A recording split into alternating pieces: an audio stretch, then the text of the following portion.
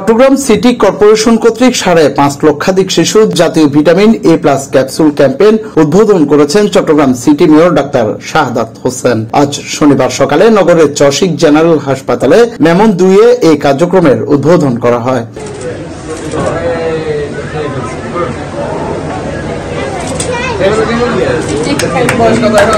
এবারের ক্যাম্পেইনে 5,60,000 শিশুকে ভিটামিন এ ক্যাপসুল খাওয়ানোর লক্ষ্য নির্ধারণ করেছে চট্টগ্রাম সিটি কর্পোরেশন। এর মধ্যে 6 থেকে 11 মাসের 90,000 এবং 12 থেকে 59 মাসের 4,70,000 শিশুকে ক্যাপসুল খাওয়াবে সিটি কর্পোরেশন। শনিবার চসিকের 60টি ইপিআই জোনের আওতায় 41টি ওয়ার্ডে 1,321টি কেন্দ্রে সকাল 8টা থেকে বিকেল 4টা পর্যন্ত এই ক্যাম্পেইন চলবে। 6 থেকে 11 মাসের শিশুকে 1 লাখ ইউনিটের নীল রঙের ও 12 থেকে 59 মাসের শিশুকে 2 লাখ ইউনিটের লাল রঙের ক্যাপসুল খাওয়ানো হবে।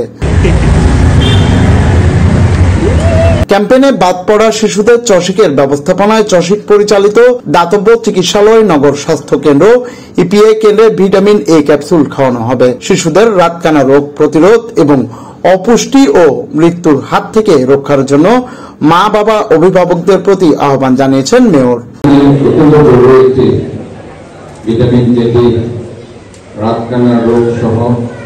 Desk report, Chattogram news.